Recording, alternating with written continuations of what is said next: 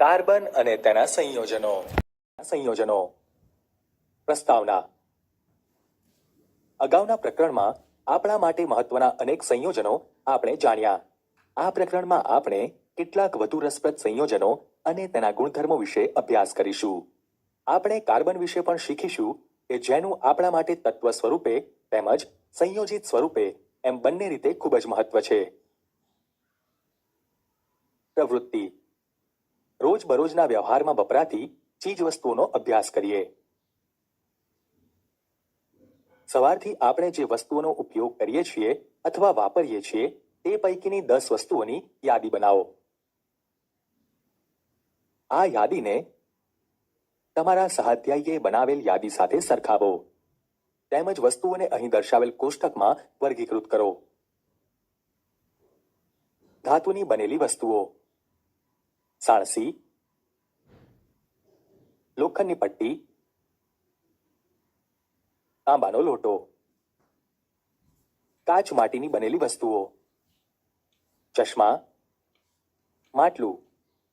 અન્ય અનાજ, કાંસકો, કપડાં, દવાઓ, પુસ્તકો. જો વસ્તુઓ એક કરતાં વધુ સામગ્રીની બનેલી હોય તો તેઓને બંને સંબંધિત ખાનાઓમાં મૂકો. અંતિમ ખાનામાં આવતી વસ્તુઓ તરફ ધ્યાન આપો. શિક્ષક આપણને જણાવશે કે તેમાંથી મોટાભાગની વસ્તુઓ કાર્બનના સંયોજનોમાંથી બનેલી છે. શું તેની પરખ કરવા માટે કોઈ પદ્ધતિ વિચારી શકીએ છીએ?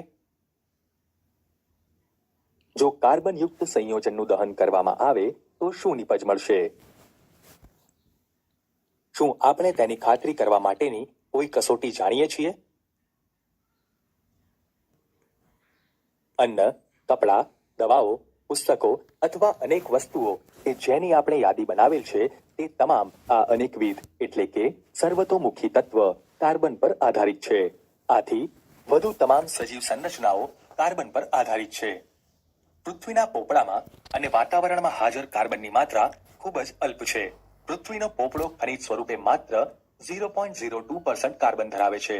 તેમાં કાર્બોનેટ સંયોજનો, હાઇડ્રોજન કાર્બોનેટના સંયોજનો, કોલસો અને પેટ્રોલિયમનો સમાવેશ થાય છે. અને વાતાવરણમાં 0.03% કાર્બન ડાયોક્સાઇડ હોય છે. કુદરતમાં આટલી અલ્પ માત્રામાં કાર્બન પ્રાપ્ય હોવા છતાં કાર્બનનું મહત્વ ઘણું છે. આ પ્રકરણમાં આપણે કાર્બનના એવા ગુણધર્મો જોઈશું કે જે આવી અસામાન્યતા તરફ દોરી જાય છે. અગાઉના પ્રકરણમાં આપણે આયનીય સંયોજનોના ગુણધર્મોનો અભ્યાસ કરેલ છે. આપણે જોયું કે આયનીય સંયોજનો ઊંચા ગલન તેમજ ઉત્કલન બિંદુ ધરાવે છે અને દ્રાવણમાં કે પીગળેલી અવસ્થામાં વિદ્યુતનું વહન કરે છે. આપણે તે પણ જોયું કે આયનીય સંયોજનોમાં બંધનનો સ્વભાવ કેવી રીતે આ ગુણધર્મોની સમજ આપે છે. કેટલાક કાર્બન સંયોજનોના ગલન તેમજ ઉત્કલન બિંદુ આ પ્રમાણે છે. એસિટિક એસિડનું ગલન બિંદુ અને ઉત્કલન બિંદુ અનુક્રમે 290 અને 391 કેલ્વિન છે. ક્લોરોફોર્મનું ગલન બિંદુ અને ઉત્કલન બિંદુ અનુક્રમે 209 અને 334 કેલ્વિન છે. ઇથેનોલનું ગલન બિંદુ અને ઉત્કલન બિંદુ અનુક્રમે 156 અને 351 કેલ્વિન છે. મિથેનનું ગલન બિંદુ અને ઉત્કલન બિંદુ અનુક્રમે 90 અને 111 કેલ્વિન છે. આપણે અગાઉના પ્રકરણમાં જોઈ ગયા તે પ્રમાણે મોટાભાગના કાર્બન સંયોજનો વિદ્યુતના બંધવાહકો છે. ઉપરોક્ત સંયોજનોના ઉત્કલન બિંદુ અને ગલન બિંદુની માહિતી પરથી જાણવા મળે છે કે આ સંયોજનો આયનીય સંયોજનોની સરખામણીમાં નીચા ગલન બિંદુ અને ઉત્કલન બિંદુ ધરાવે છે. આપણે તે નિષ્કર્ષ તારવી શકીએ છીએ કે આ અણુઓ વચ્ચેના આકર્ષણ બળો વધુ પડતા પ્રબળ નથી. મોટે ભાગે આ સંયોજનો વિદ્યુતના અવાહકો હોય છે. તેથી આપણે તે નિષ્કર્ષ તારવી શકીએ છીએ કે આ સંયોજનોના બંધન કોઈ આયનો ઉત્પન્ન નહીં કરે. અગાઉના ધોરણમાં આપણે વિવિધ તત્વોની સંયોગીકરણ ક્ષમતા અને કેવી રીતે તે સંયોજકતા ઇલેક્ટ્રોનની સંખ્યા પર આધાર રાખે છે તે વિશે શીખી ગયા. ચાલો હવે આપણે કાર્બનની ઇલેક્ટ્રોન રચના જોઈએ. કાર્બનનો પરમાણ્વીય ક્રમાંક 6 છે. કાર્બનની વિવિધ કક્ષાઓમાં ઇલેક્ટ્રોનની વહેંચણી કેવી રીતે થશે? કાર્બનની ઇલેક્ટ્રોનીય રચના 2 4 છે. એટલે કે એક કક્ષામાં 2 અને એલ કક્ષામાં 4 ઇલેક્ટ્રોન છે. કાર્બન કેટલા સંયોજકતા ઇલેક્ટ્રોન ધરાવે છે? કાર્બન કુલ 4 સંયોજકતા ઇલેક્ટ્રોન ધરાવે છે. આપણે જાણીએ છીએ કે તત્વોની પ્રતિક્રિયાત્મકતા સંપૂર્ણ ભરાયેલ બાહ્યતમ કક્ષા એટલે કે નિષ્ક્રિય વાયુ જેવી રચના પ્રાપ્ત કરવાની વૃત્તિને આધારે સમજાવી શકાય છે. આયનીય સંયોજનોની રચના કરતા તત્વો તેઓના બાહ્યતમ કક્ષામાં ઇલેક્ટ્રોન મેળવીને તે ગુમાવીને તે પ્રાપ્ત કરે છે. કાર્બનના કિસ્સામાં તેની બાહ્યતમ કક્ષામાં તે 4 ઇલેક્ટ્રોન ધરાવે છે અને નિષ્ક્રિય વાયુની જેવી રચના પ્રાપ્ત કરવા માટે તેણે 4 ઇલેક્ટ્રોન મેળવવા અથવા ગુમાવવા જરૂરી છે. જો તેણે ઇલેક્ટ્રોન મેળવવા કે ગુમાવવા હોય તો બે બાબતો લક્ષમાં લેવાય. એક, તે 4 ઇલેક્ટ્રોન મેળવીને C4 નેગેટિવ એનાયન બનાવી શકે છે, પરંતુ 6 પ્રોટોન ધરાવતા પરમાણુ કેન્દ્ર માટે 10 ઇલેક્ટ્રોન એટલે કે 4 વધારાના ઇલેક્ટ્રોન સમાવવા મુશ્કેલ થઈ શકે છે. 2, તે 4 ઇલેક્ટ્રોન ગુમાવીને C4 પોઝિટિવ કેટાયન બનાવી શકે છે, પરંતુ 4 ઇલેક્ટ્રોન દૂર કરીને તેના પરમાણુ કેન્દ્રમાં 6 પ્રોટોન વડે આકર્ષાયેલા અને માત્ર 2 ઇલેક્ટ્રોનને સમાવતો કાર્બન કેટાયન બનાવવા માટે મોટા પ્રમાણમાં ઉર્જાની જરૂર પડે છે. કાર્બન બીજા કાર્બન પરમાણુઓ સાથે અથવા અન્ય તત્વોના પરમાણુઓ સાથે સંયોજકતા ઇલેક્ટ્રોનની ભાગીદારી કરીને આ સમસ્યાનો ઉકેલ લાવે છે. માત્ર કાર્બન જ નહીં, અન્ય અનેક તત્વો આ પ્રકારે ઇલેક્ટ્રોનની ભાગીદારી કરીને અણુઓ બનાવે છે. ભાગીદારી પામતા ઇલેક્ટ્રોન બંને પરમાણુઓની બાહ્યતમ કક્ષાના ઇલેક્ટ્રોન હોય છે અને બંને પરમાણુઓને નિષ્ક્રિય વાયુ જેવી રચના પ્રાપ્ત કરવા તરફ દોરી જાય છે. કાર્બનના સંયોજનો તરફ જતા પહેલા ચાલો આપણે સંયોજકતા ઇલેક્ટ્રોનની ભાગીદારીથી રચાતા કેટલાક સામાન્ય અણુઓ તરફ નજર કરીએ. આ પ્રકારે રચાતો સૌથી સાદો અણુ હાઇડ્રોજન છે. અગાઉ આપણે શીખી ગયા છીએ તે પ્રમાણે હાઇડ્રોજનનો પરમાણ્વીય ક્રમાંક 1 છે. તેથી હાઇડ્રોજન તેના K કક્ષામાં એટલે કે કોષમાં 1 ઇલેક્ટ્રોન ધરાવે છે અને K કક્ષાને ભરવા માટે તેને વધુ 1 ઇલેક્ટ્રોનની આવશ્યકતા છે. તેથી 2 હાઇડ્રોજન પરમાણુઓ તેમના ઇલેક્ટ્રોનની ભાગીદારી કરીને હાઇડ્રોજન અણુ H2 બનાવે છે. પરિણામે હાઇડ્રોજનનું પ્રત્યેક પરમાણુ તેની નજીકના નિષ્ક્રિય વાયુ હિલિયમ જેવી ઇલેક્ટ્રોનીય રચના પ્રાપ્ત કરે છે, જે તેની K કક્ષામાં 2 ઇલેક્ટ્રોન ધરાવે છે. આપણે તેનું નિરૂપણ ટપકા અથવા ચોકડીઓ કરીને સંયોજકતા ઇલેક્ટ્રોન દર્શાવી શકીએ છીએ. ભાગીદારી પામેલ ઇલેક્ટ્રોનની જોડ 2 હાઇડ્રોજન પરમાણુઓ વચ્ચે એકલ બંધ રચે છે. એકલ બંધને 2 પરમાણુઓ વચ્ચે રેખા એટલે કે આડી નાની લીટી દ્વારા પણ રજૂ કરી શકાય છે. ક્લોરીનનો પરમાણ્વીય ક્રમાંક 17 છે. તેની ઇલેક્ટ્રોનીય રચના 2, 8, 7 છે. ક્લોરીન પરમાણુઓને અષ્ટક પૂર્ણ કરવા 1 ઇલેક્ટ્રોનની જરૂર છે. 2 ક્લોરીન પરમાણુઓ 1 ઇલેક્ટ્રોનની ભાગીદારી કરીને અષ્ટક પૂર્ણ કરે છે. આમ ક્લોરીનની સંયોજકતા 1 થશે. અહીં ક્લોરીન દ્વિપરમાણુક અણુ Cl2 ની રચના કરે છે. આપણે ક્લોરીન અણુ માટે ઇલેક્ટ્રોન બિંદુ રચના દોરીએ. આપણે એ વાત પણ ધ્યાનમાં રાખીએ કે માત્ર સંયોજકતા કક્ષાના ઇલેક્ટ્રોનનું જ નિરૂપણ કરવાની આવશ્યકતા હોય છે. 2 ક્લોરીનના પરમાણુની સંયોજકતા કક્ષાની ઇલેક્ટ્રોન રચના આ મુજબ છે. 2 ક્લોરીન પરમાણુઓ વચ્ચે 1 ઇલેક્ટ્રોનની ભાગીદારીથી એકલ બંધની રચના થાય છે. ઓક્સિજનનો પરમાણ્વીય ક્રમાંક 8 છે. ઓક્સિજનના કિસ્સામાં આપણે 2 ઓક્સિજન પરમાણુઓ વચ્ચે દ્વિબંધનું નિર્માણ થયેલું જોઈએ છીએ. આમ થવાનું કારણ ઓક્સિજનનો પરમાણુ તેની L કક્ષામાં 6 ઇલેક્ટ્રોન ધરાવે છે અને તેને અષ્ટક પૂર્ણ કરવા વધુ 2 ઇલેક્ટ્રોનની આવશ્યકતા છે. તેથી દરેક ઓક્સિજન પરમાણુ અન્ય ઓક્સિજન પરમાણુ સાથે 2 ઇલેક્ટ્રોનની ભાગીદારી કરી દર્શાવ્યા પ્રમાણેની રચના આપે છે. દરેક ઓક્સિજન પરમાણુ દ્વારા દાન થયેલા 2 ઇલેક્ટ્રોન એ ઇલેક્ટ્રોનની ભાગીદારી પામેલી 2 જોડ આપે છે. તેને 2 પરમાણુઓ વચ્ચે દ્વિબંધની રચના થવી એમ કહેવાય છે.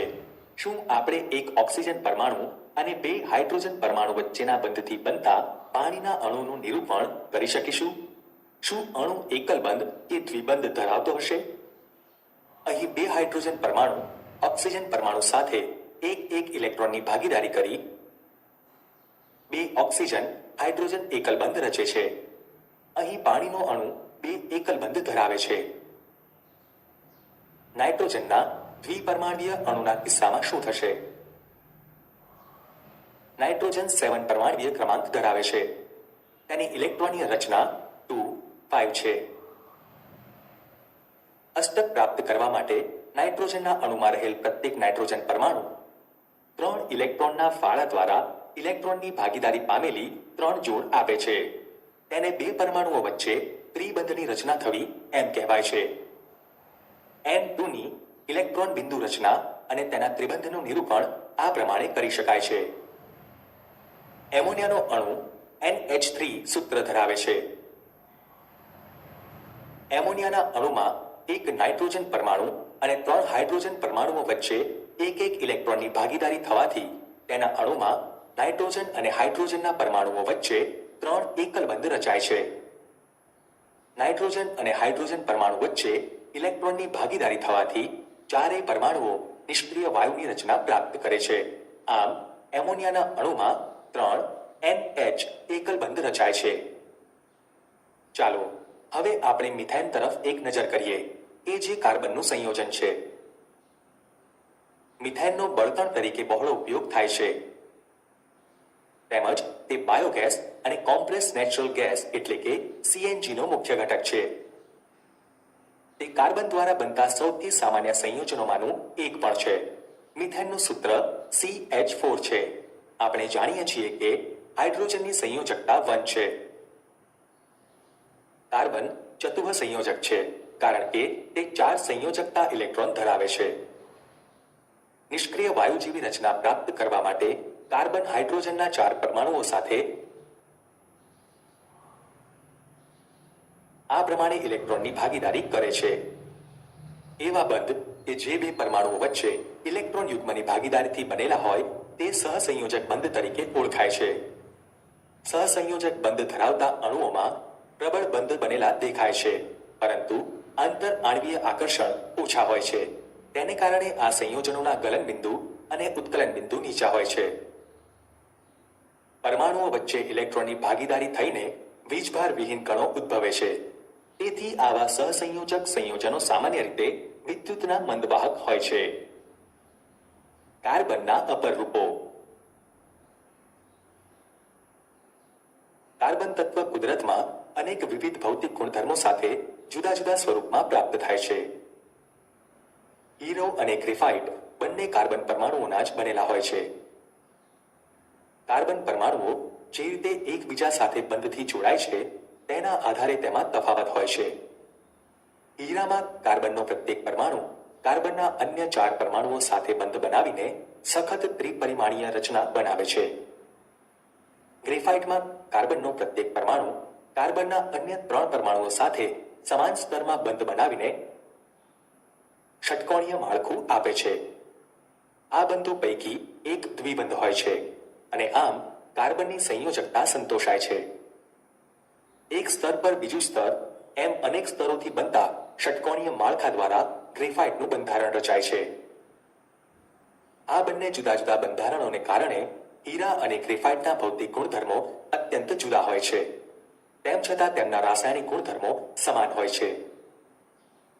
હીરો અત્યાર સુધીનો સૌથી સખત જ્ઞાત પદાર્થ છે, જ્યારે ગ્રેફાઇટ લીસો અને ચીકણો છે. આપણે અગાઉના પ્રકરણમાં અભ્યાસ કરેલ અન્ય અધાતુઓ કરતા ગ્રેફાઇટ ખૂબ જ સારો વિદ્યુતનો સુવાહક પણ છે. શુદ્ધ કાર્બનને અત્યંત ઊંચા દબાણે અને તાપમાને લઈ જઈને હીરાનું સંશ્લેષણ કરી શકાય છે. આ સંશ્લેષિત હીરા નાના હોય છે, પરંતુ કુદરતી હીરાથી સરળતાથી જુદા પાડી શકાતા નથી. ફુલેરિન્સ કાર્બનના અપર રૂપોનો અન્ય વર્ગ રચે છે. સૌપ્રથમ ઓળખાયેલા C60 એ જે ફૂટબોલના આકારની કાર્બન પરમાણુઓની ગોઠવણી ધરાવે છે. તે અમેરિકન આર્કિટેક્ચર બકમિન્સ્ટર ફુલર દ્વારા ડિઝાઇન કરેલ જીઓડેસિક ગુંબજ જેવો દેખાય છે. તેથી આ અણુનું નામ ફુલેરિન રાખવામાં આવ્યું. વિવિધ તત્વો અને સંયોજનોમાં આપણે ઇલેક્ટ્રોનની ભાગીદારી દ્વારા સહસંયોજક બંધનું નિર્માણ જોયું છે. આપણે સરળ કાર્બન સંયોજન મિથેનનું બંધારણ પણ જોયું છે. આપણે એવી કેટલીક વસ્તુઓનો ઉપયોગ કરીએ છીએ કે જે કાર્બન ધરાવે છે. વાસ્તવમાં આપણે પોતે પણ કાર્બન સંયોજનોના બનેલા છીએ. હાલમાં જ અસંખ્ય કાર્બન સંયોજનો કે જેના સૂત્રો રસાયણશાસ્ત્રીઓ માટે જાણીતા છે, તેમની સંખ્યા લાખોમાં અંદાજવામાં આવી છે. તે અન્ય તમામ તત્વો દ્વારા બનતા સંયોજનોને એક સાથે મૂકવાથી મળતી સંખ્યા કરતાં ઘણી વધારે છે. શા માટે આ ગુણધર્મ કાર્બનમાં જોવા મળે છે અને અન્ય તત્વોમાં નહીં? સહસંયોજક બંધનો સ્વભાવ કાર્બનને મોટી સંખ્યામાં સંયોજનો બનાવવાની ક્ષમતા પૂરી પાડે છે. કાર્બનના કિસ્સામાં બે પરિબળો નોંધાયેલા છે. એ, કાર્બન અન્ય કાર્બનના પરમાણુઓ સાથે બંધ બનાવવાની અદ્વિતીય ક્ષમતા ધરાવે છે, જેથી મોટી સંખ્યામાં અણુઓ બને છે. આ ગુણધર્મને કેટેનેશન કહે છે.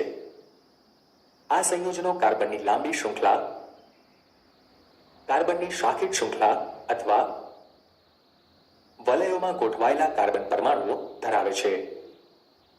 વધુમાં કાર્બનનો પરમાણુ એક બંધ અથવા દ્વિબંધ અથવા ત્રિબંધથી જોડાયેલો હોઈ શકે છે.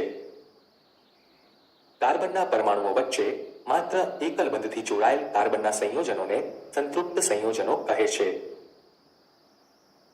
કાર્બન પરમાણુઓ વચ્ચે દ્વિબંધ કે ત્રિબંધ ધરાવતા કાર્બનના સંયોજનોને અસંતૃપ્ત સંયોજનો કહે છે. કાર્બન સંયોજનોમાં જે હદે કેટેનેશનનો ગુણધર્મ જોવા મળે છે તે કોઈ બીજા તત્વમાં જોવા મળતો નથી. સિલિકોન હાઇડ્રોજન સાથે જ સંયોજનો બનાવે છે. તેમાં 7 અથવા 8 પરમાણુઓ સુધીની જ શૃંખલા હોય છે, પરંતુ આ સંયોજનો અતિ ક્રિયાશીલ હોય છે. કાર્બન કાર્બન બંધ ખૂબ જ પ્રબળ હોય છે, તેથી તે સ્થાયી હોય છે, જે આપણને કાર્બન પરમાણુઓના એકબીજા સાથે જોડાણથી મોટી સંખ્યામાં સંયોજનો આપે છે. 2. કાર્બનની સંયોજકતા 4 હોય છે. તેથી તે કાર્બનના અન્ય 4 પરમાણુઓ અથવા કેટલાક અન્ય એક સંયોજક તત્વોના પરમાણુઓ સાથે બંધ બનાવવાની ક્ષમતા ધરાવે છે. Oxygen, hydrogen, nitrogen, sulphur, chlorine તથા અનેક અન્ય તત્વોની સાથે કાર્બનના સંયોજનો બને છે, જેના કારણે એવા વિશિષ્ટ ગુણધર્મો ધરાવતા સંયોજનો બને છે જે અણુમાં હાજર રહેલા કાર્બન સિવાયના તત્વ પર આધાર રાખે છે. વળી કાર્બન મોટાભાગના અન્ય તત્વો સાથે જે બંધ બનાવે છે તે ખૂબ જ પ્રબળ હોય છે, જે સંયોજનોને અપવાદ રૂપે સ્થાયી બનાવે છે. કાર્બન દ્વારા પ્રબળ બંધોના નિર્માણનું એક કારણ તેનું નાનું કદ છે, જેના કારણે કેન્દ્ર ભાગીદારી પામેલા ઇલેક્ટ્રોન યુગ્મોને મજબૂતાઈથી જકડી રાખે છે. મોટા પરમાણુઓ ધરાવતા તત્વો દ્વારા બનતા બંધો અત્યંત નિર્બળ હોય છે. વધુ જાણવા જેવું. કાર્બનિક સંયોજનો. કાર્બનમાં જોવા મળેલ બે વિશિષ્ટ લક્ષણો ચતુઃ સંયોજકતા અને કેટેનેશન એક સાથે મળીને મોટી સંખ્યામાં સંયોજનોનું નિર્માણ કરે છે. અનેક સંયોજનો વિભિન્ન કાર્બનની શૃંખલાઓ સાથે જોડાયેલ અકાર્બનિક પરમાણુ અથવા પરમાણુઓના સમૂહ ધરાવે છે. આ સંયોજનોનું નિષ્કર્ષણ શરૂઆતમાં કુદરતી પદાર્થોમાંથી કરવામાં આવ્યું હતું અને એમ વિચારવામાં આવ્યું હતું કે આ કાર્બન સંયોજનો અથવા કાર્બનિક સંયોજનો માત્ર જીવંત પ્રણાલીમાંથી મેળવી શકાય છે. તેમના સંશ્લેષણ માટે એક મહત્વપૂર્ણ બળ જરૂરી છે તેમ માનવામાં આવતું હતું. ફ્રેડરિચ વોહલરે 1828માં એમોનિયમ સાયનેટમાંથી યુરિયાની બનાવટ દ્વારા તેનું ખંડન કર્યું, પરંતુ કાર્બાઇડ, કાર્બનના ઓક્સાઇડ, કાર્બોનેટ અને હાઇડ્રોજન કાર્બોનેટ ક્ષારો સિવાયના કાર્બન સંયોજનોનો અભ્યાસ કાર્બનિક રસાયણ અંતર્ગત કરવામાં આવે છે. સંતૃપ્ત અને અસંતૃપ્ત કાર્બન સંયોજનો. આપણે મિથેનનું બંધારણ જોઈ ગયેલ છીએ. કાર્બન અને હાઇડ્રોજન વચ્ચે બનતું અન્ય સંયોજન C2H6 સૂત્ર ધરાવતું ઇથેન છે. સરળ કાર્બન સંયોજનોના બંધારણ મેળવવા માટેનું પ્રથમ સોપાન કાર્બન પરમાણુઓને એકબીજા સાથે એકલ બંધથી જોડવા. અને ત્યારબાદ કાર્બનની બાકી રહેલ સંયોજકતાઓને સંતોષવા માટે હાઇડ્રોજન પરમાણુઓનો ઉપયોગ કરવો છે. ઉદાહરણ તરીકે ઇથેનનું બંધારણ અહીં દર્શાવેલ સોપાનોમાં મેળવવામાં આવે છે. સોપાન 1માં બે કાર્બન પરમાણુઓ એકબીજા સાથે એકલ બંધથી જોડાયેલા દર્શાવેલ છે. કાર્બન એક બંધ કાર્બન.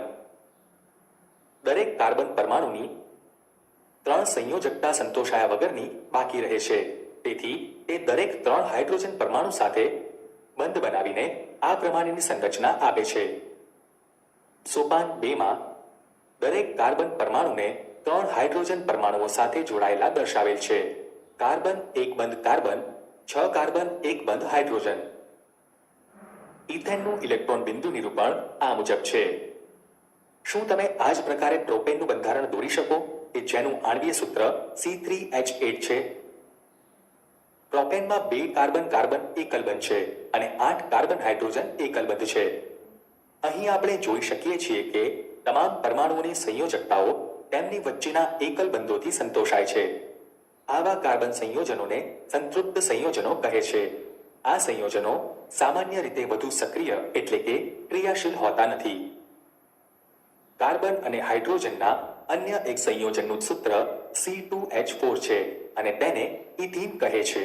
આ અણુનું નિરૂપણ કેવી રીતે કરી શકાય?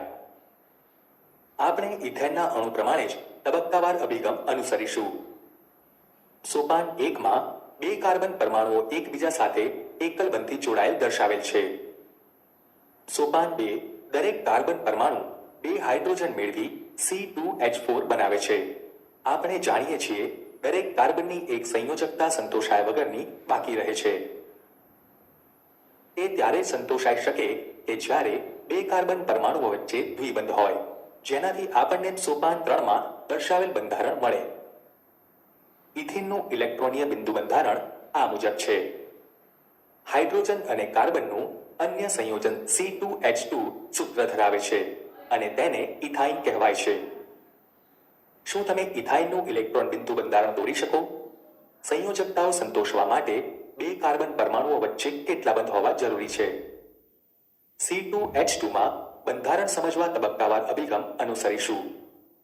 સોપાન 1માં કાર્બન કાર્બન પરમાણુ વચ્ચે એક બંધ દર્શાવેલ છે.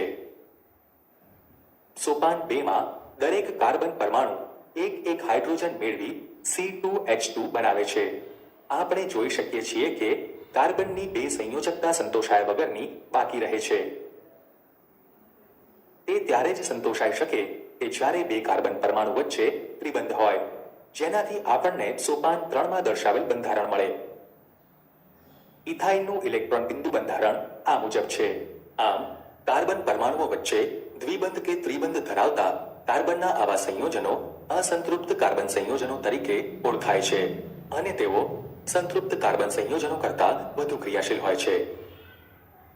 શૃંખલાઓ, શાખાઓ અને વલયો. આગળના વિભાગમાં આપણે ક્રમશઃ 1, 2 અને 3 કાર્બન પરમાણુઓ ધરાવતા કાર્બન સંયોજનો મિથેન, ઇથેન તથા પ્રોપેનનો ઉલ્લેખ કરેલ છે. કાર્બન પરમાણુઓની આ પ્રકારની શૃંખલાઓ ઘણા કાર્બન પરમાણુ ધરાવી શકે છે. તે પૈકીના પ્રથમ 6ના નામ અને બંધારણ કોષ્ટકમાં છે. ચાલો આપણે બ્યુટેનનો અન્ય રીતે વિચાર કરીએ. જો આપણે 4 કાર્બન પરમાણુઓથી કાર્બન માળખું બનાવીએ તો આપણે જોઈએ છીએ કે 2 જુદા જુદા માળખા બની શકે છે. કાર્બનના પરમાણુઓ સરળ રેખીય રીતે ગોઠવાય તો આપણને આ પ્રમાણે બંધારણ મળે છે. કાર્બનના પરમાણુઓ એક શાખામાં ગોઠવાય તો આપણને આ પ્રમાણે બંધારણ મળે છે. બાકી રહેલ સંયોજકતાઓને હાઇડ્રોજન વડે ભરપાઈ કરતા C4H10 સૂત્ર ધરાવતા બે બંધારણો માટેના સંપૂર્ણ અણુઓ 1. C4H10 નું રેખીય બંધારણ આ પ્રમાણે છે. 2. C4H10 નું શાખીય બંધારણ આ પ્રમાણે છે. આપણે જોઈએ છીએ કે બંને બંધારણો સમાન સૂત્ર C4H10 ધરાવે છે. સમાન આણ્વીય સૂત્ર પરંતુ ભિન્ન બંધારણો ધરાવતા આવા સંયોજનોને બંધારણીય સમઘટકો કહે છે. સરળ તથા શાખીય કાર્બન શૃંખલાઓ ઉપરાંત કેટલાક સંયોજનો વલયના સ્વરૂપમાં ગોઠવાયેલ કાર્બન પરમાણુઓ ધરાવે છે. ઉદાહરણ તરીકે સાયક્લોહેક્ઝેન C6H12 સૂત્ર ધરાવતા બે વલય છે. કાર્બન માળખું અને સંપૂર્ણ અણુ આ પ્રમાણે છે. શું તમે સાયક્લોહેક્ઝેન માટે ઇલેક્ટ્રોન બિંદુ બંધારણ દોરી શકો? સાયક્લોહેક્ઝેનનું ઇલેક્ટ્રોન બિંદુ બંધારણ આ પ્રમાણે છે. સરળ શૃંખલા, શાખીય શૃંખલા અને ચક્રીય કાર્બન સંયોજનો તમામ સંતૃપ્ત અથવા અસંતૃપ્ત હોઈ શકે છે. ઉદાહરણ તરીકે બેન્ઝીન C6H6 આ પ્રમાણેનું બંધારણ ધરાવે છે. આ તમામ કાર્બન સંયોજનો કે જે માત્ર કાર્બન અને હાઇડ્રોજન ધરાવે છે તેમને હાઇડ્રોકાર્બન કહેવાય છે. આ પૈકીના સંતૃપ્ત હાઇડ્રોકાર્બનને આલ્કેન કહેવાય છે. અસંતૃપ્ત હાઇડ્રોકાર્બન કે જે એક અથવા વધુ દ્વિબંધ ધરાવે છે તેને આલ્કીન કહે છે. જેઓ એક અથવા વધુ ત્રિબંધ ધરાવે છે તેને આલ્કાઇન કહે છે. તમે મારા મિત્ર બનશો? કાર્બન એક ખૂબ જ મૈત્રીપૂર્ણ તત્વ છે. અત્યાર સુધી આપણે કાર્બન અને હાઇડ્રોજનના સંયોજનો જોયા છે, પરંતુ કાર્બન અન્ય તત્વો જેવા કે હેલોજન, ઓક્સિજન, નાઇટ્રોજન અને સલ્ફર સાથે પણ બંધ બનાવે છે. હાઇડ્રોકાર્બન શૃંખલામાં આ તત્વો એવી રીતે એક અથવા વધુ હાઇડ્રોજનનું વિસ્થાપન કરી શકે છે કે જેથી કાર્બનની સંયોજકતા સંતોષાયેલી રહે. આવા સંયોજનોમાં હાઇડ્રોજનનું વિસ્થાપન કરતા તત્વને વિષમ પરમાણુ તરીકે ઓળખવામાં આવે છે. આ વિષમ પરમાણુઓ કોષ્ટકમાં દર્શાવ્યા પ્રમાણેના કેટલાક સમૂહોમાં પણ હાજર હોય છે. આ વિષમ પરમાણુઓ અને તેમને સમાવતા સમૂહો સંયોજનને વિશિષ્ટ ગુણધર્મ આપે છે, જે કાર્બન શૃંખલાની લંબાઈ અને સ્વભાવ પર આધારિત નથી હોતા. તેથી તેને ક્રિયાશીલ સમૂહો કહે છે. કેટલાક મહત્વના ક્રિયાશીલ સમૂહો કોષ્ટકમાં દર્શાવેલ છે. સમૂહની મુક્ત સંયોજકતા અથવા સંયોજકતાઓ એકલ રેખા દ્વારા દર્શાવાય છે. ક્રિયાશીલ સમૂહ આ સંયોજકતા દ્વારા એક હાઇડ્રોજન પરમાણુ અથવા પરમાણુઓનું વિસ્થાપન કરીને કાર્બન શૃંખલા સાથે જોડાયેલા રહે છે. સમાનધર્મી શ્રેણી. આપણે જોયું કે કાર્બન પરમાણુઓ એકબીજા સાથે જોડાઈને અલગ અલગ લંબાઈની શૃંખલાઓ બનાવે છે. આવી શૃંખલાઓ શાખીય પણ હોઈ શકે છે. વધુમાં આ કાર્બન શૃંખલાઓ પર રહેલ હાઇડ્રોજન પરમાણુઓને દર્શાવેલા ક્રિયાશીલ સમૂહો પૈકી કોઈ પણ સમૂહ દ્વારા વિસ્થાપિત કરી શકાય છે. આલ્કોહોલ જેવા ક્રિયાશીલ સમૂહની હાજરી કાર્બન સંયોજનના ગુણધર્મો સૂચવે છે, ભલે પછી કાર્બન શૃંખલાની લંબાઈ ગમે તેટલી હોય. CH3OH, C2H5OH, C3H7OH તથા C4H9OH ના રાસાયણિક ગુણધર્મોમાં ઘણી સમાનતા છે.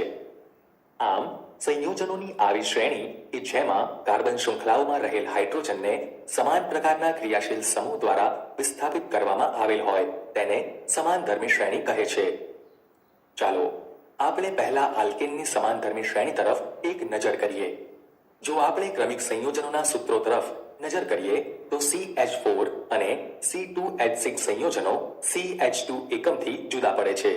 C2H6 અને C3H8 સંયોજનો પણ CH2 એકમથી જુદા પડે છે. હવે પછીની જોડી પ્રોપેન C3H8 અને બ્યુટેન C4H10 વચ્ચે શું તફાવત છે? C3H8 અને C4H10 સંયોજનો પણ CH2 એકમથી જુદા પડે છે. શું આપણે આ જોડીઓ વચ્ચે આણ્વીય દળોના તફાવત શોધી શકીએ છીએ? કાર્બનનું પરમાણ્વીય દળ 12 યુનિટ અને હાઇડ્રોજનનું પરમાણ્વીય દળ 1 યુનિટ છે.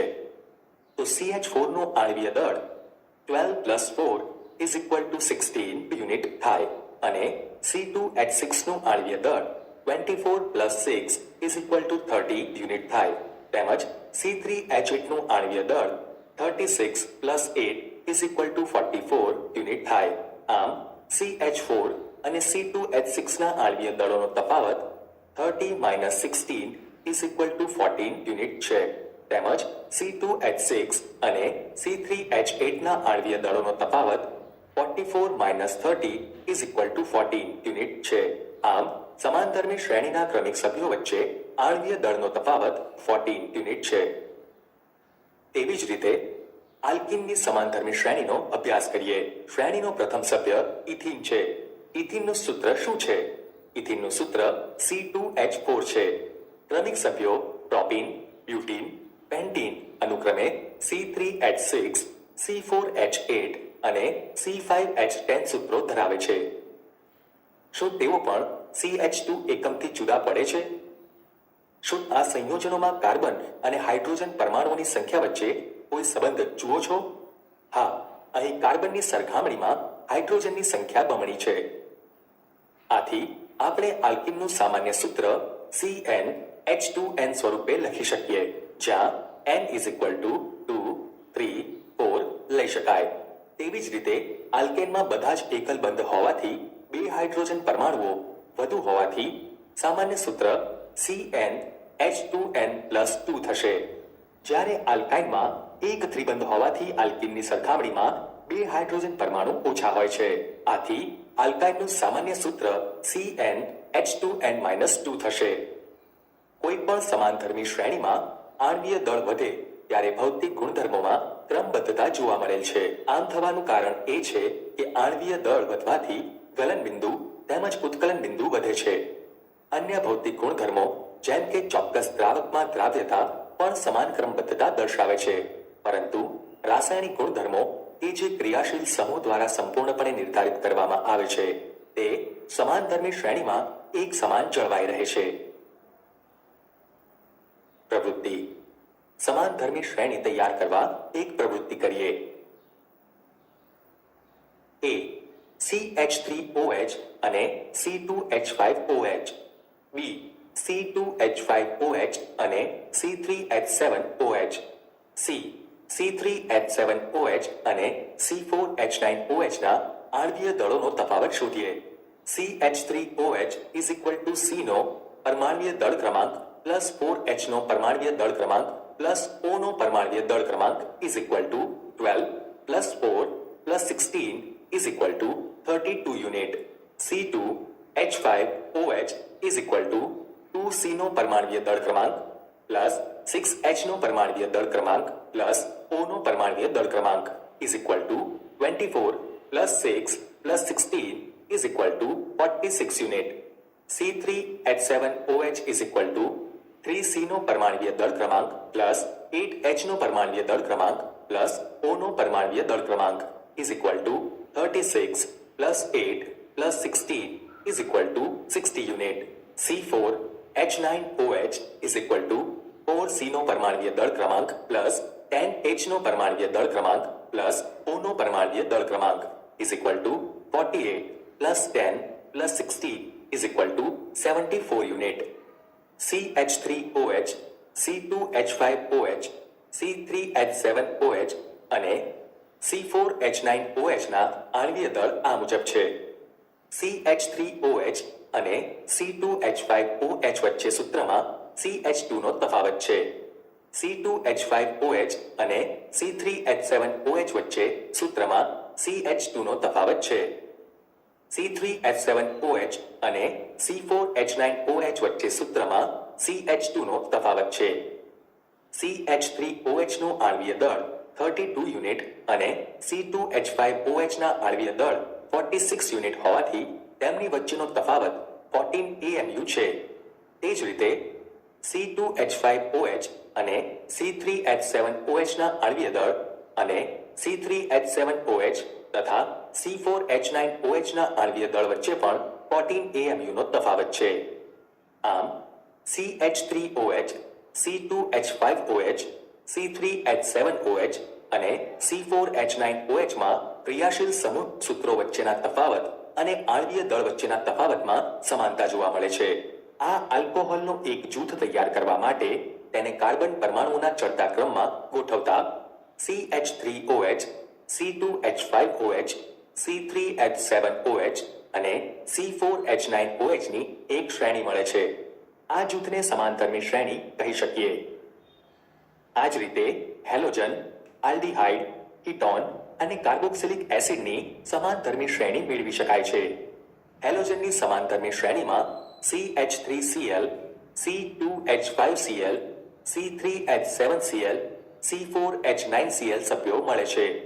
આલ્ડીહાઇડની સમાનધર્મી શ્રેણીમાં HCHO, CH3CHO, CH3CH2CHO અને CH3CH2CH2CHO સભ્યો મળે છે. કીટોનની સમાનધર્મી શ્રેણીમાં CH3COCH3, CH3CH2COCH3, CH3CH2CH2COCH3 અને CH3CH2CH2 CH2COCH3 સભ્યો મળે છે. કાર્બોક્સિલિક એસિડમાં HCOOH, CH3COOH, CH3CH2COOH અને CH3CH2CH2COOH સભ્યો મળે છે. કાર્બન સંયોજનોનું નામકરણ.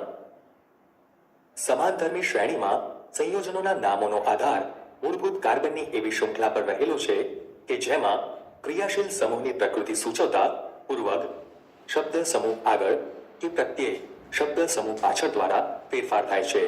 ઉદાહરણ તરીકે આગળની પ્રવૃત્તિમાં લીધેલા આલ્કોહોલના નામ CH3OH methanol, C2H5OH ethanol, C3H7OH propanol અને C4H9OH બ્યુટેનોલ છે. આ આલ્કોહોલમાં ઓલ પ્રત્યય તરીકે લગાડવામાં આવે છે. Methane plus ol is equal to methanol, ethane plus ol is equal to ethanol, propane plus ol is equal to propanol અને butane plus ol is equal to butanol નામ આપી શકાય. કાર્બન સંયોજનનું નામકરણ અહીં દર્શાવેલ પદ્ધતિ દ્વારા કરી શકાય છે. 1. સંયોજનમાં કાર્બન પરમાણુઓની સંખ્યા નક્કી કરો.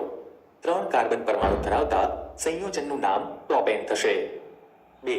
ક્રિયાશીલ સમૂહની હાજરીના કિસ્સામાં તેને પૂર્વક અથવા પ્રત્યય સહિત સંયોજનના નામમાં દર્શાવાય છે.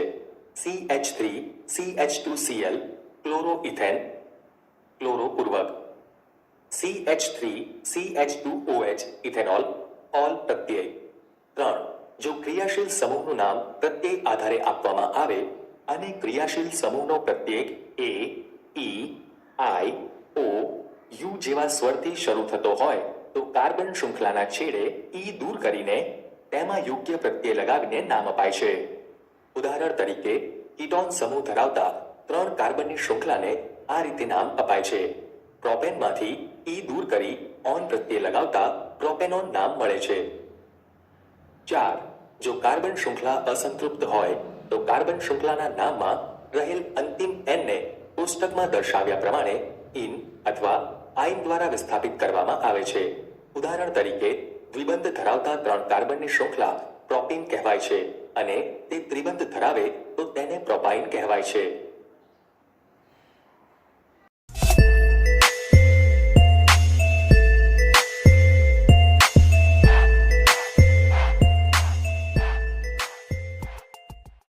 કાર્બન સંયોજનોના કેટલાક રાસાયણિક ગુણધર્મોનો અભ્યાસ કરીશું. આપણે ઉપયોગ કરતા મોટાભાગના બળતણ કાર્બન અથવા તેના સંયોજનોના બનેલા હોવાથી સૌપ્રથમ આપણે દહન વિશે અભ્યાસ કરવો જોઈએ. દહન. કાર્બન તેના બધા જ અપર રૂપોમાં હવામાં દહન પામીને કાર્બન ડાયોક્સાઇડ આપે છે અને સાથે સાથે ઉષ્મા અને પ્રકાશ મુક્ત કરે છે. મોટા ભાગના કાર્બન સંયોજનો પણ દહન દ્વારા વધુ પ્રમાણમાં ઉષ્મા અને પ્રકાશ મુક્ત કરે છે. આ એક પ્રકારની ઓક્સિડેશન પ્રક્રિયાઓ છે કે જેના વિશે આપણે પ્રથમ પ્રકરણમાં શીખી ગયા છીએ. કોલસા અથવા કોકને હવાની હાજરીમાં ગરમ કરતા કાર્બન ડાયોક્સાઇડ, ઉષ્મા અને પ્રકાશ મળે છે. C+O2 gives CO2 પ્લસ ઉષ્મા અને પ્રકાશ. મિથેનનું હવાની હાજરીમાં દહન કરતા કાર્બન ડાયોક્સાઇડ, પાણી, ઉષ્મા અને પ્રકાશ મળે છે. CH4+2O2 gives CO2 plus 2H2O plus ઉષ્મા અને પ્રકાશ. ઇથેનોલને હવામાં ગરમ કરતા કાર્બન ડાયોક્સાઇડ, પાણી, ઉષ્મા અને પ્રકાશ મળે છે. CH3CH2OH plus 3O2 gives 2CO2 plus 3H2O plus ઉષ્મા અને પ્રકાશ. પ્રવૃત્તિ. કાર્બન સંયોજનોના દહનને સમજાવતી એક પ્રવૃત્તિ કરીએ. ચેતવણી. આ પ્રવૃત્તિમાં શિક્ષકની મદદ જરૂરી છે. અમુક કાર્બન સંયોજનો જેવા કે નેપ્થેલિન, કપૂર અને આલ્કોહોલને વારાફરતી એક ચમચી પર લઈ તેને સળગાવો. જ્યોતના પ્રકારનું અવલોકન કરો અને ધુમાડો ઉત્પન્ન થયો કે નહીં તે નોંધો. નેપ્થેલિન અને કપૂરને સળગાવતા તે કાળા ધુમાડાવાળી જ્યોતથી સળગે છે, જ્યારે આલ્કોહોલ ધુમાડા વગરની જ્યોતથી સળગે છે. હવે જ્યોતની ઉપર ધાતુની તકતી રાખો. શું આપેલ સંયોજનો પૈકી કોઈ માટે તકતી પર કાંઈ પદાર્થ જમા થાય છે? જ્યોતની ઉપર ધાતુની તકતી રાખતા તેના પર મેશ જમા થાય છે. પ્રવૃત્તિ. કાર્બનનું દહન સમજવા માટે એક પ્રવૃત્તિ કરીએ. એક બન્સેન બર્નર ચાલુ કરો અને જુદા જુદા પ્રકારની જ્યોત અથવા ધુમાડાની હાજરી પ્રાપ્ત કરવા માટે તેના નીચેના ભાગમાંનું હવા છિદ્ર યોગ્ય રીતે ગોઠવો. આપણને પીળી મેશ જેવી કાળી જ્યોત ક્યારે જોવા મળે છે? જો હવાનો પુરવઠો અપૂરતો એટલે કે સીમિત કરતા કાળી મેશ જેવી જ્યોત ઉદ્ભવે છે. જો મધ્યમ પ્રમાણમાં હવાની અવરજવર થાય તો પીળી જ્યોત મળે છે. આપણને ભૂરી જ્યોત ક્યારે જોવા મળે છે? પૂરતા પ્રમાણમાં હવાનો પુરવઠો હોય તો શુદ્ધ ભૂરી જ્યોત મળે છે. સામાન્ય રીતે સંતૃપ્ત હાઇડ્રોકાર્બન સંયોજનો કાળા ધુમાડા રહિત જ્યોત આપે છે, જ્યારે અસંતૃપ્ત હાઇડ્રોકાર્બન સંયોજનો ખૂબ જ કાળા ધુમાડા સાથેની પીળી જ્યોત આપે છે. તેના પરિણામે ધાતુની તકતી પર મેશ જમા થાય છે. જો કે હવાનો પુરવઠો સીમિત કરતા સંતૃપ્ત હાઇડ્રોકાર્બનનું પણ અપૂર્ણ દહન થઈ કાળી મેશ જેવી જ્યોત ઉદ્ભવે છે. ઘરમાં ઉપયોગમાં લેવાતા ગેસ અથવા કેરોસીન સ્ટવમાં હવા માટે પ્રવેશ માર્ગ હોય છે, જેનાથી પૂરતા પ્રમાણમાં ઓક્સિજનયુક્ત મિશ્રણ દહન પામી ધુમાડા રહિત ભૂરી જ્યોત આપે છે. જો આપણે ક્યારેય વાસણના તળિયા કાળા થતા જોયા હોય તો તેનો અર્થ એ થાય છે કે હવા માટેનો પ્રવેશ માર્ગ અવરોધાય છે તથા બળતણનો વ્યય થઈ રહ્યો છે. કોલસો તથા પેટ્રોલ જેવા બળતણોમાં થોડી માત્રામાં નાઇટ્રોજન તેમજ સલ્ફર હોય છે, જેના દહનને કારણે સલ્ફર તથા નાઇટ્રોજનના ઓક્સાઇડનું નિર્માણ થાય છે, જે પર્યાવરણના મુખ્ય પ્રદૂષક છે. શું તમે જાણો છો શા માટે સળગતા પદાર્થો જ્યોત સાથે અથવા જ્યોત વગર સળગે છે? શું તમે ક્યારેય કોલસા અથવા લાકડાની આગ જોઈ છે? જો નહીં તો હવે પછી જ્યારે પણ અવસર મળે ત્યારે ધ્યાનથી જુઓ કે લાકડા અથવા કોલસાના સળગવાની શરૂઆતમાં શું થાય છે. તમે જોયું હશે કે એક મીણબત્તી અથવા ગેસ સ્ટવનો એલપીજી સળગતી વખતે જ્યોત ઉત્પન્ન કરે છે. તમે જોશો કે ચૂલામાં સળગતો કોલસો અથવા ચારકોલ કેટલીક વખત લાલ રંગથી પ્રજ્વલિત થાય છે તથા વગર જ્યોતે ઉષ્મા આપે છે. એવું એટલા માટે થાય છે કે માત્ર વાયુ પદાર્થો જ સળગતાની સાથે જ્યોત ઉત્પન્ન કરે છે. લાકડું અથવા કોલસો સળગાવતા તેમાં હાજર રહેલા બાષ્પશીલ પદાર્થો વાયુ સ્વરૂપમાં ફેરવાય છે તથા શરૂઆતમાં જ્યોત સાથે સળગે છે. વાયુ પદાર્થોના પરમાણુઓને ઉષ્મા આપતા એક તીવ્ર જ્યોત જોવા મળે છે તથા તે પ્રકાશિત થવાનું શરૂ કરે છે. પ્રત્યેક તત્વ દ્વારા ઉત્પન્ન થતો રંગ તે તત્વનો લાક્ષણિક ગુણધર્મ હોય છે.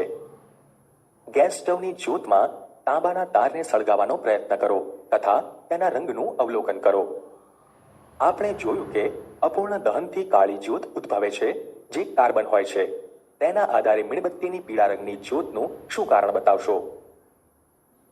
વધુ જાણવા જેવું. કોલસા અને પેટ્રોલિયમનું નિર્માણ. કોલસા અને પેટ્રોલિયમનું નિર્માણ જૈવ ભારથી થયું છે કે જે જુદી જુદી જૈવિક અને ભૂગર્ભીય પ્રક્રિયાઓને આધીન છે. કોલસો એ વૃક્ષો, ત્રિઅંગી જેવી અન્ય વનસ્પતિઓ કે જે લાખો વર્ષો પહેલા જીવિત હતી તેના અવશેષ છે. તેઓ ભૂકંપ અથવા જ્વાળામુખી વિસ્ફોટને કારણે જમીનમાં દટાઈ ગયા અને જમીનના સ્તરો તથા ખડકોને કારણે તેઓ દબાઈ ગયા તથા ધીમે ધીમે ક્ષય પામી તે કોલસો બની ગયા. તેલ તથા વાયુ લાખો વર્ષો જૂના સમુદ્રી છોડ તથા સજીવોના અવશેષ છે. તે મૃત થવાથી તેમના શરીર સમુદ્રના તળિયામાં ડૂબી ગયા તથા દરિયાઈ કાદવથી ઢંકાઈ ગયા. તેમના મૃત અવશેષો પર બેક્ટેરિયાના આક્રમણથી ઊંચા દબાણની અસર હેઠળ તેલ અથવા વાયુનું નિર્માણ થયું અને કાદવ ધીરે ધીરે દબાઈને ખડક બની ગયા. જેમ સ્પોન્જમાં પાણી ભરાઈ જાય તેમ તેલ અને વાયુ ખડકોના છિદ્રિષ્ટ ભાગોમાં ભરાવા લાગ્યા. શું તમે વિચાર કરી શકો છો કે કોલસા અને પેટ્રોલિયમને અશ્મિ બળતણ શા માટે કહેવાય છે? ઓક્સિડેશન. પ્રવૃત્તિ. ઓક્સિડેશન પ્રક્રિયા સમજવા એક પ્રવૃત્તિ કરીએ. એક કસનળીમાં આશરે 3 મિલી ઇથેનોલ લો તથા જળ ઉષ્મક એટલે કે વોટર બાથમાં ધીમે ધીમે હુંફાળું ગરમ કરો. આ દ્રાવણમાં આલ્કલાઇન પોટેશિયમ પરમેંગનેટનું 5% દ્રાવણ ટીપે ટીપે ઉમેરો. જ્યારે શરૂઆતમાં ઉમેરવામાં આવે ત્યારે પોટેશિયમ પરમેંગનેટનો રંગ તેનો તેજ રહે છે. શરૂઆતમાં ઇથેનોલના દ્રાવણમાં પોટેશિયમ પરમેંગનેટ ઉમેરવામાં આવે ત્યારે પોટેશિયમ પરમેંગનેટનો જાંબલી રંગ દૂર થાય છે. અહીં પોટેશિયમ પરમેંગનેટ ઇથેનોલનું ઇથેનોઇક એસિડમાં ઓક્સિડેશન કરે છે. જો વધુ માત્રામાં ઉમેરવામાં આવે ત્યારે પોટેશિયમ પરમેંગેનેટનો રંગ શા માટે દૂર થતો નથી? વધુ માત્રામાં ઉમેરતા પોટેશિયમ પરમેંગેનેટનો રંગ દૂર થતો નથી કારણ કે આલ્કોહોલ પ્રક્રિયા કરવા માટે ઉપલબ્ધ હોતો નથી.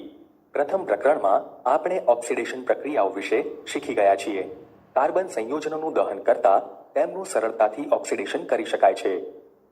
આ પૂર્ણ ઓક્સિડેશન ઉપરાંત એવી પ્રક્રિયાઓ છે કે જેમાં આલ્કોહોલ કાર્બોક્સિલિક એસિડમાં ફેરવાય છે. ઇથેનોલને આલ્કલાઇન પોટેશિયમ પરમેંગેનેટ અથવા એસિડિક પોટેશિયમ ડાઇક્રોમેટ સાથે સાવધાનીપૂર્વક ગરમ કરવાથી તેનું ઓક્સિડેશન થવાથી ઇથેનોઇક એસિડ બને છે. CH3CH2OH ની આલ્કલાઇન KMnO4 ઉષ્મા સાથે પ્રક્રિયા કરવાથી અથવા એસિડિક A2Cr2O7 ઉષ્મા સાથે પ્રક્રિયા કરવાથી CH3COOH મળે. આપણે જોઈએ છીએ કે કેટલાક પદાર્થો અન્ય પદાર્થોમાં ઓક્સિજન ઉમેરવા માટે સક્ષમ હોય છે જેને ઓક્સિડેશન કરતા કહેવાય છે. આલ્કલાઇન પોટેશિયમ પરમેંગેનેટ અથવા એસિડિક પોટેશિયમ ડાઇક્રોમેટ આલ્કોહોલનું કાર્બોક્સિલિક એસિડમાં ઓક્સિડેશન કરે છે એટલે કે શરૂઆતની સામગ્રીમાં ઓક્સિજન ઉમેરે છે. તેથી તેને ઓક્સિડેશન કરતા કહેવાય છે. યોગશીલ પ્રક્રિયા. પેલેડિયમ અથવા નિકલ જેવા ઉદ્દીપકોની હાજરીમાં અસંતૃપ્ત હાઇડ્રોકાર્બનમાં હાઇડ્રોજન ઉમેરાઈને સંતૃપ્ત હાઇડ્રોકાર્બન બને છે. ઉદ્દીપકો એવા પદાર્થો છે કે જે પ્રક્રિયાને અસર પહોંચાડ્યા વગર જ પ્રક્રિયાને જુદા જુદા દરથી આગળ વધારે છે. આ પ્રક્રિયાનો ઉપયોગ સામાન્ય રીતે વનસ્પતિ તેલના હાઇડ્રોજનેશનમાં નિકલ ઉદ્દીપકના ઉપયોગ દ્વારા થાય છે. વનસ્પતિ તેલ સામાન્ય રીતે લાંબી અસંતૃપ્ત કાર્બન શૃંખલા ધરાવે છે જ્યારે પ્રાણીજ ચરબીમાં સંતૃપ્ત કાર્બન શૃંખલા હોય છે. આપણે ચોક્કસપણે જોયું છે કે જાહેરાતોમાં કહેવામાં આવે છે કે વનસ્પતિ તેલ સ્વાસ્થ્યવર્ધક હોય છે. સામાન્ય રીતે પ્રાણીજ ચરબીમાં સંતૃપ્ત ફેટી એસિડ હોય છે જે સ્વાસ્થ્ય માટે નુકસાનકારક કહેવાય છે. ખોરાક રાંધવા માટે અસંતૃપ્ત ફેટી એસિડ ધરાવતા તેલ પસંદ કરવા જોઈએ. વિસ્થાપન પ્રક્રિયા. સંતૃપ્ત હાઇડ્રોકાર્બન અત્યંત બિન પ્રતિક્રિયાત્મક હોય છે અને મોટાભાગના પ્રક્રિયકોની હાજરીમાં નિષ્ક્રિય હોય છે. તેમ છતાં સૂર્યપ્રકાશની હાજરીમાં હાઇડ્રોકાર્બનમાં ક્લોરીન ઉમેરવાની પ્રક્રિયા ખૂબ ઝડપી થાય છે. ક્લોરીન એક પછી એક હાઇડ્રોજન પરમાણુઓનું વિસ્થાપન કરે છે. તેને વિસ્થાપન પ્રક્રિયા કહે છે કારણ કે એક પ્રકારના પરમાણુ અથવા પરમાણુઓનો સમૂહ અન્યનું સ્થાન લે છે. CH4+Cl2 gives CH3Cl plus HCl સૂર્યપ્રકાશની હાજરીમાં. સામાન્ય રીતે ઊંચા સમાનધર્મી આલ્કેન સાથે અનેક નિપજોનું નિર્માણ થાય છે. સંયોજનો આપણા માટે અમૂલ્ય છે પરંતુ અહીં આપણે ઔદ્યોગિક રીતે અગત્યના બે સંયોજનોનો અભ્યાસ કરીશું: ઇથેનોલ અને ઇથેનોઇક એસિડ. ઇથેનોલના ગુણધર્મો. ઓરડાના તાપમાને ઇથેનોલ પ્રવાહી છે. ઇથેનોલને સામાન્ય રીતે આલ્કોહોલ કહેવાય છે અને તે તમામ આલ્કોહોલિક પીણાનો સક્રિય ઘટક છે. વધુમાં તે સારો દ્રાવક હોવાથી તે દવાઓ જેવી કે ટિંચર આયોડીન, કફ સિરપ તેમજ અનેક ટોનિક્સમાં પણ ઉપયોગમાં લેવાય છે. ઇથેનોલ તમામ પ્રમાણમાં પાણીમાં દ્રાવ્ય છે.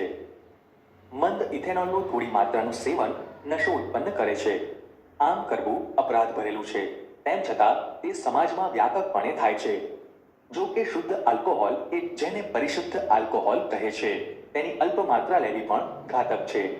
લાંબા ગાળાનું આલ્કોહોલનું સેવન પણ અનેક સ્વાસ્થ્ય સમસ્યાઓ તરફ દોરી જાય છે. ઇથેનોલની પ્રક્રિયાઓ. 1. સોડિયમ સાથે પ્રક્રિયા. 2. અસંતૃપ્ત હાઇડ્રોકાર્બન આપતી પ્રક્રિયા. પ્રવૃત્તિ. ઇથેનોલની સોડિયમ ધાતુ સાથેની પ્રક્રિયા સમજાવતી પ્રવૃત્તિ. શિક્ષક દ્વારા નિદર્શન. એક કસનળીમાં ઇથેનોલ એટલે કે પરિશુદ્ધ આલ્કોહોલ લઈ તેમાં ભાતના 2 દાણાના કદ જેટલો સોડિયમનો નાનો ટુકડો નાખો. શું અવલોકન કરો છો? કસનળીમાં રહેલા પ્રવાહીમાંથી વાયુના સતત ઉભરા આવે છે. આ રીતે ઉદ્ભવતા વાયુને કેવી રીતે ચકાસશો? કસનળીના મુખ પાસે અગરબત્તી લઈ જતા તે પોપ અવાજ સાથે સળગે છે. આથી ઉત્પન્ન થતો વાયુ દહનશીલ છે. હાઇડ્રોજન એ દહનશીલ વાયુ છે. આલ્કોહોલની સોડિયમ સાથેની પ્રક્રિયા હાઇડ્રોજન ઉત્પન્ન કરે છે. અન્ય નિપજ સોડિયમ ઇથોક્સાઇડ હોય છે. 2Na plus 2CH3CH2OH gives 2CH3CH2O negative Na positive plus H2. શું તમે યાદ કરી શકો કે અન્ય કયા પદાર્થો ધાતુ સાથેની પ્રક્રિયા દ્વારા હાઇડ્રોજન ઉત્પન્ન કરે છે? હા, એસિડની ધાતુ સાથેની પ્રક્રિયા દ્વારા હાઇડ્રોજન ઉત્પન્ન થાય છે. 2. અસંતૃપ્ત હાઇડ્રોકાર્બન આપતી પ્રક્રિયા. ઇથેનોલને વધુ સાંદ્ર સલ્ફ્યુરિક એસિડ સાથે 443 કેલ્વિન તાપમાને ગરમ કરતા ઇથેનોલના ડિહાઇડ્રેશનના એટલે કે નિર્જળીકરણના પરિણામે ઇથીન મળે છે. CH3CH2OH gives CH2 double bond CH2 plus H2O ગરમ સાંદ્ર H2SO4 ની હાજરીમાં સાંદ્ર સલ્ફ્યુરિક એસિડને નિર્જળીકરણ કરતા એટલે કે ડિહાઇડ્રેટિંગ એજન્ટ ગણી શકાય કે જે ઇથેનોલમાંથી પાણી દૂર કરે છે. વધુ જાણવા જેવું, આલ્કોહોલ જીવિત મનુષ્ય પર કેવી રીતે અસર કરે છે? જ્યારે વધુ માત્રામાં ઇથેનોલનું સેવન કરવામાં આવે ત્યારે તે ચયાપચયની ક્રિયાને ધીમી કરી નાખે છે તેમજ મધ્યસ્થ ચેતાતંત્ર એટલે કે સેન્ટ્રલ નર્વસ સિસ્ટમ નિર્બળ કરી નાખે છે. તેના પરિણામે તાલમેલની ઉણપ, માનસિક દુવિધા, આળસ, સામાન્ય નિરોધન ઘટાડે છે અને અંતે બેહોશી લાવી શકે છે. વ્યક્તિ રાહત અનુભવે છે પરંતુ તેને ખ્યાલ નથી આવતો કે તેની વિચારવાની સૂઝ, સમય નિયંત્રણ સૂઝ તથા સ્નાયુઓના તાલમેલમાં ગંભીર રીતે ઘટાડો થાય છે. ઇથેનોલથી વિપરીત મિથેનોલ થોડી માત્રામાં લેવાથી પણ મૃત્યુ થઈ શકે છે. યકૃતમાં મિથેનોલ ઓક્સિડેશન પામી મિથેનાલ બની જાય છે. મિથેનાલ યકૃતના કોષોના ઘટકો સાથે ત્વરિત પ્રક્રિયા કરવા લાગે છે જેથી જીવરસનું એવી જ રીતે સ્તંદન એટલે કે ગંઠાઈ જવું થાય છે કે જે તે ઈંડાને ગરમ કરવાથી થાય છે. મિથેનોલ દ્રષ્ટિ ચેતાને પણ અસર પહોંચાડે છે જેનાથી વ્યક્તિ અંધ થઈ શકે છે. ઇથેનોલ એક મહત્વનું ઔદ્યોગિક દ્રાવક છે. ઔદ્યોગિક ઉપયોગ માટે તૈયાર ઇથેનોલનો દુરુપયોગ થતો રોકવા માટે તેમાં મિથેનોલ જેવા ઝેરી પદાર્થ મિશ્ર કરવામાં આવે છે જેથી તે પીવા યોગ્ય રહેતું નથી. આલ્કોહોલની આસાનીથી ઓળખ થઈ શકે તે માટે રંગક ઉમેરીને આલ્કોહોલને ભૂરા રંગનો બનાવવામાં આવે છે. તેને વિકૃત આલ્કોહોલ એટલે કે ડીનેચર્ડ આલ્કોહોલ કહેવામાં આવે છે. વધુ જાણવા જેવું, બળતણ સ્વરૂપે આલ્કોહોલ. શેરડીના છોડ સૂર્યપ્રકાશને રાસાયણિક ઉર્જામાં ફેરવવા માટેના સૌથી સક્ષમ રૂપાંતરકો પૈકીના એક છે. શેરડીનો રસ મોલાસીસ બનાવવા માટે ઉપયોગી છે જે આથવણથી આલ્કોહોલ એટલે કે ઇથેનોલ આપે છે. કેટલાક દેશોમાં આલ્કોહોલનો ઉપયોગ પેટ્રોલમાં ઉમેરણ તરીકે કરવામાં આવે છે કારણ કે તે એવું સ્વચ્છ બળતણ છે કે જે પૂરતી હવામાં તે માત્ર કાર્બન ડાયોક્સાઇડ અને પાણી ઉત્પન્ન કરે છે. ઇથેનોઇક એસિડના ગુણધર્મો. પ્રવૃત્તિ એસિડની સાપેક્ષ પ્રબળતા નક્કી કરવાની એક પ્રવૃત્તિ. લિટમસ પત્ર અને સાર્વત્રિક સૂચકનો ઉપયોગ કરી મંદ એસિટિક એસિડ અને મંદ હાઇડ્રોક્લોરિક એસિડ બંનેની પીએચની સરખામણી કરવી. શું લિટમસ પેપર કસોટી દ્વારા બંને એસિડની ઓળખ થાય છે?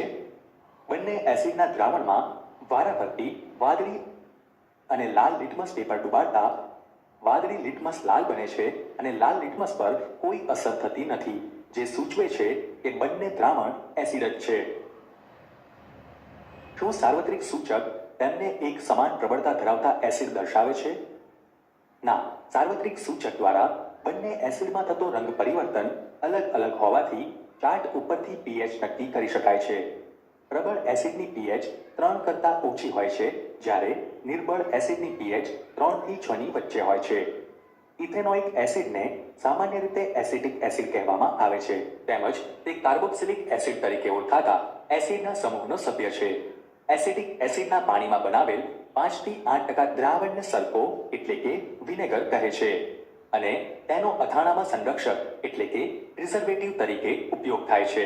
શુદ્ધ ઇથેનોઇક એસિડનું ગલનબિંદુ 290 કેલ્વિન છે અને તેથી જ શિયાળામાં ઠંડી આબોહવામાં તે થીજી જાય છે. તેને કારણે તેનું નામ ગ્લેશિયલ એસિટિક એસિડ છે. કાર્બોક્સિલિક એસિડના નામે ઓળખાતો કાર્બનિક સંયોજનોનો સમૂહ દેખીતી રીતે તેની વિશિષ્ટ એસિડિકતા દ્વારા વર્ગીકૃત થાય છે. જો કે ખનિજ એસિડ જેવા કે HCl કે જે સંપૂર્ણપણે આયનીકરણ પામે છે તેનાથી ઉલટું કાર્બોક્સિલિક એસિડ નિર્બળ એસિડ છે.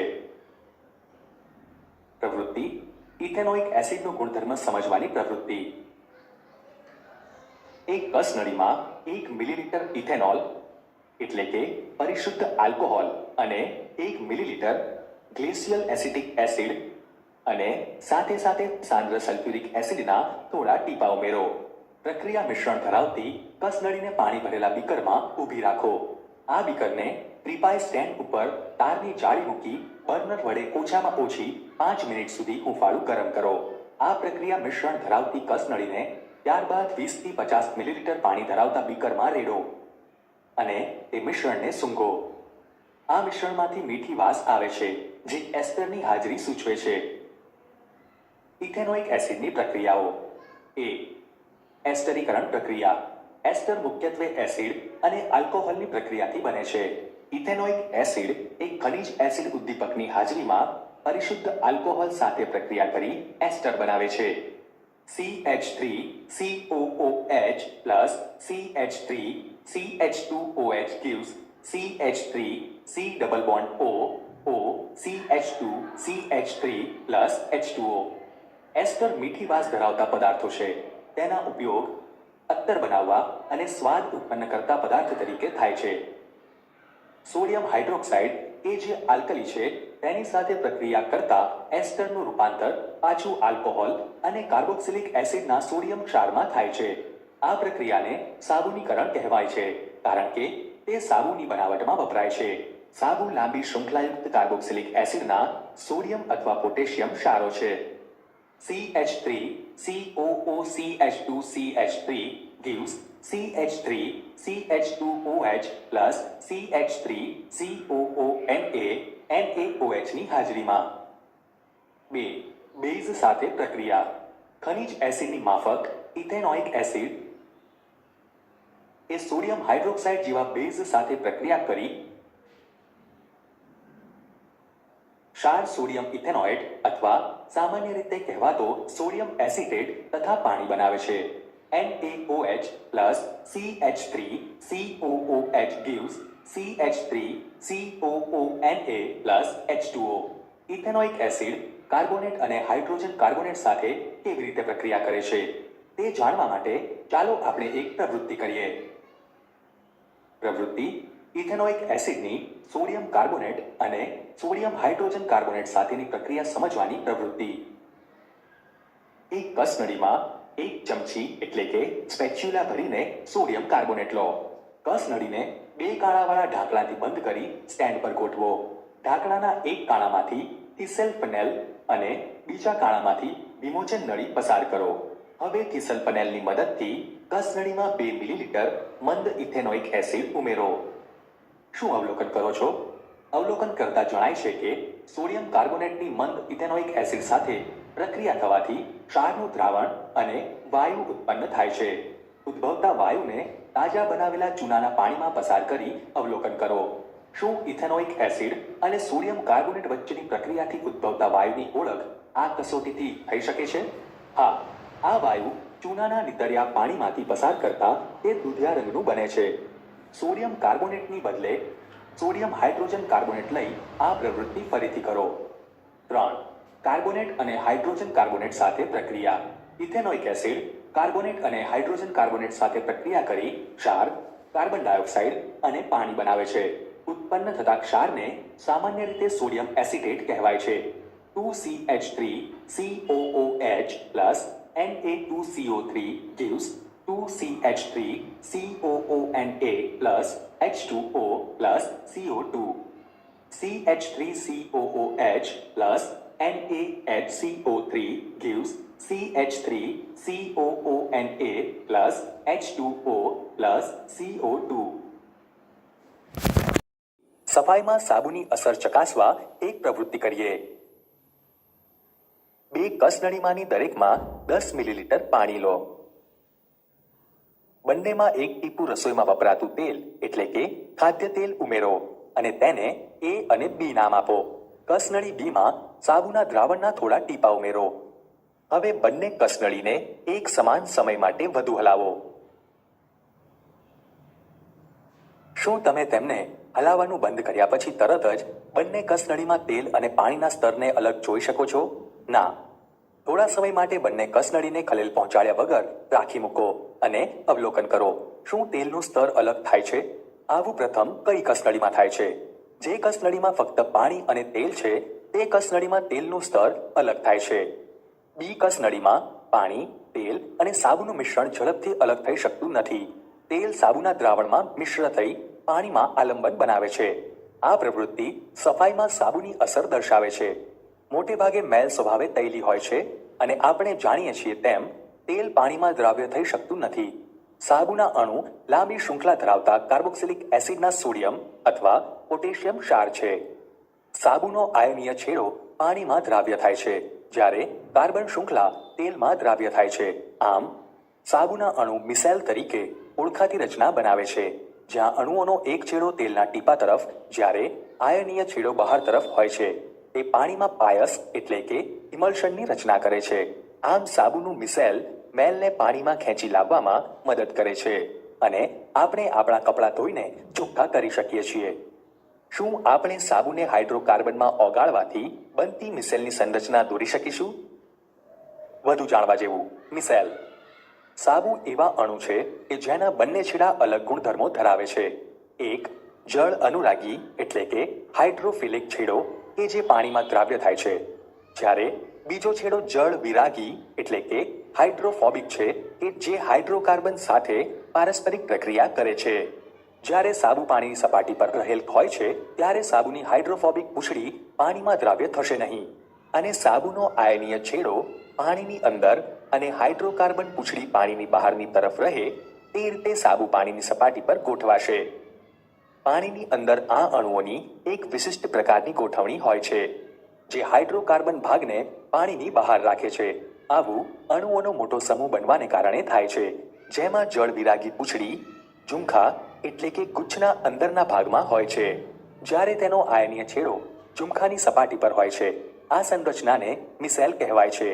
મિસેલના રૂપમાં સાબુ સફાઈ કરવા માટે સક્ષમ હોય છે, કેમ કે તૈલી મેલ મિસેલના કેન્દ્રમાં એકત્રિત થાય છે. આ મિસેલ દ્રાવણમાં કલીલ સ્વરૂપે રહે છે. આયન વચ્ચેના અપાકર્ષણના કારણે તે અવક્ષેપિત થવા માટે એકત્ર થતા નથી. આમ મિસેલમાં નિલંબિત થયેલા મેલને આસાનીથી ધોઈ શકાય છે. સાબુના મિસેલ મોટા પાયે પ્રકાશનું પ્રકીર્ણન કરી શકે છે. આ જ કારણ છે કે સાબુનું દ્રાવણ ધૂંધળું એટલે કે વાદળ જેવું દેખાય છે. પ્રવૃત્તિ. પાણીની કઠિનતા ચકાસવા એક પ્રવૃત્તિ કરીએ. જુદી જુદી કસનળીમાં 10 મિલીલીટર નિસ્યંદિત પાણી અથવા વરસાદનું પાણી અને 10 મિલીલીટર કઠિન પાણી અથવા કૂવાનું અથવા હેન્ડપંપનું પાણી લો. બંને કસનળીના પાણીમાં સાબુના દ્રાવણના 2 ટીપા ઉમેરો. બંને કસનળીને એક સમાન સમય માટે જોશપૂર્વક હલાવો.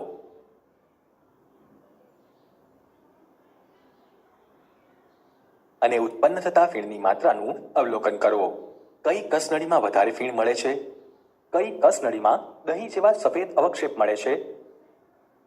અહીં નિસ્યંદિત પાણી ભરેલ કસનળીમાં સાબુનું દ્રાવણ ઉમેરી પ્રબળતાથી હલાવતા ફીણ ઉત્પન્ન થાય છે, જ્યારે કઠિન પાણી ભરેલ કસનળીમાં સાબુનું દ્રાવણ ઉમેરી પ્રબળતાથી હલાવતા દહીં જેવા સફેદ અવક્ષેપ મળે છે. શિક્ષક માટે નોંધ. જો તમારી આસપાસ કઠિન પાણી ઉપલબ્ધ ન હોય તો પાણીમાં મેગ્નેશિયમ કે કેલ્શિયમના હાઇડ્રોજન કાર્બોનેટ અથવા સલ્ફેટ અથવા ક્લોરાઇડ ઓગાળીને કઠિન પાણી તૈયાર કરો. પ્રવૃત્તિ. સાબુ અને ડિટર્જન્ટની કઠિન પાણી પર થતી અસર સમજાવતી પ્રવૃત્તિ કરીએ. 2 કસનળી લઈ તે દરેકમાં 10 મિલીલીટર કઠિન પાણી લો.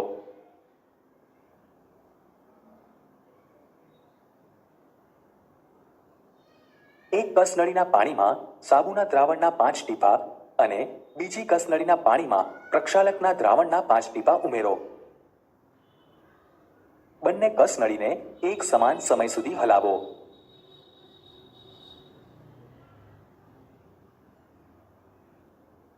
શું બંને કસનળીઓ ફીણનું સમાન પ્રમાણ ધરાવે છે?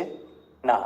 જે કસનળીના પાણીમાં પ્રક્ષાલકના દ્રાવણના 5 ટીપા ઉમેરેલા હતા તે વધુ પ્રમાણમાં ફીણ ઉત્પન્ન કરે છે.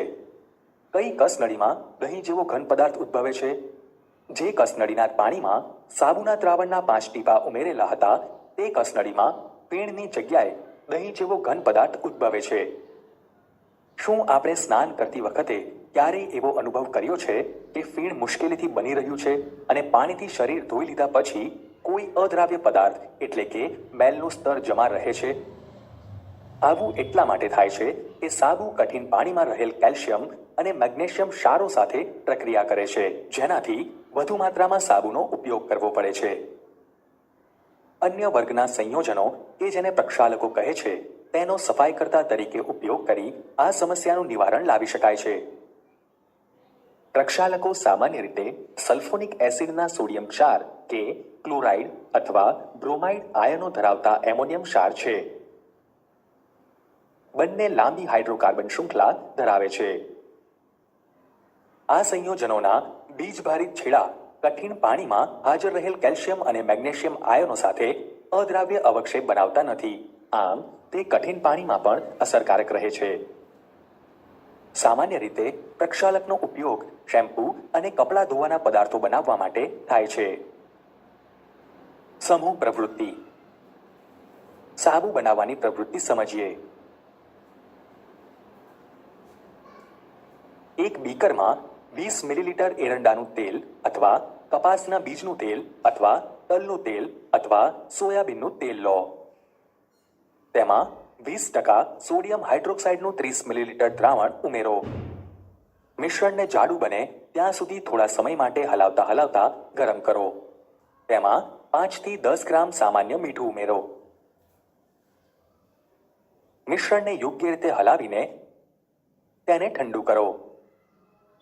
આ રીતે તૈયાર થતા સાબુને આકર્ષક આકારમાં કાપી લો. સાબુ જામી જવાના પહેલા તેમાં અત્તર પણ ઉમેરી શકાય છે.